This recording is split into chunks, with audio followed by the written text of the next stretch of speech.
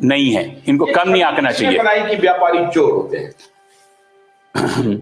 ये बहुत बड़ा दुर्भाग्य है। वही उन्हीं लोगों ने जिनकी ये कूटनीति शुरू से चलती हुई आई थी और उन्होंने अपने गलत काम को सही साबित करने के लिए उनके ऊपर में इल्जाम लगा दिया। ये तो पीड़ा है इस देश की साहब, जो मिडिल क्लास या एमएसएमई सेक्टर जो इस देश की 80% जनता का बोझ अपने कंधों पर, अपनी पीठ पर ढो रहा है, उसको ही चोर समझा जा रहा है। इससे बड़ा दुर्भाग्य इस देश का क्या हो सकता है।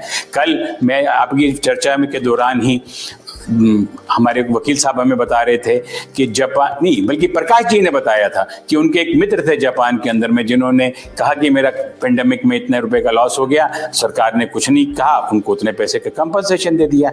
तो ये तो बहुत ही बढ़िया बात है। हमारे तो सपनों में भी नहीं आ सकती ऐसी बात है कि हमारे को ऐसा सम्मान इस देश में मिल सकता है, ऐसी विश्वसनीयता इस देश में मिल सकती है। जबकि व्यवसायी अगर आज इस हिंदुस्तान से आप माइनस कर दीजिए, ये इकोनॉमी कोलैप्स कर जाएगी। एक एक छोटा छोटा व्यवसायी, मैं कह रहा हूँ चाय की दुकान वाला भी व्यवसायी होता है, वो भी 2 लड़कों को अपने पास में रोजगार देता है। आप छोटे से रेस्टोरेंट में चले जाइए, वहां पर 15 लोगों को रोजगार मिलता है। एक उद्योग में छोटी सी फैक्ट्री में चले जाइए, वहां 50-100 लोगों को रोजगार मिलता है।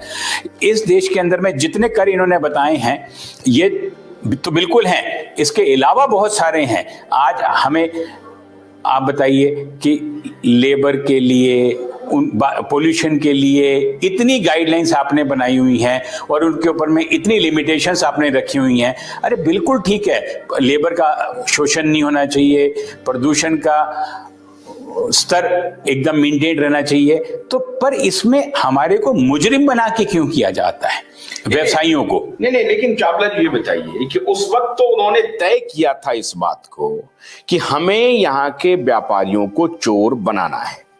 ब्रिटिश ईस्ट इंडिया कंपनी ने यह तय किया था, क्योंकि जब हम उसके ऊपर टैक्स इंपोज करेंगे तो वो टैक्स रिलैक्सेशन का कोई ना कोई रास्ता निकालेंगे, और जब वो रास्ता निकालेंगे तो हम उसको रास्ता बताएंगे, और वो रास्ता होगा चोरी का, हम ही उनको बताएंगे।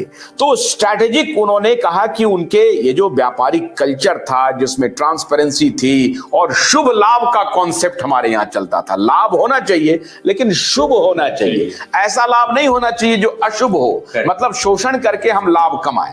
तो ये जो शुभ लाभ का जो फिलॉसफी था, मैं समझता हूं ये कि नई फिलॉसफी नहीं होगी, ये भारत की पुरानी फिलॉसफी होगी।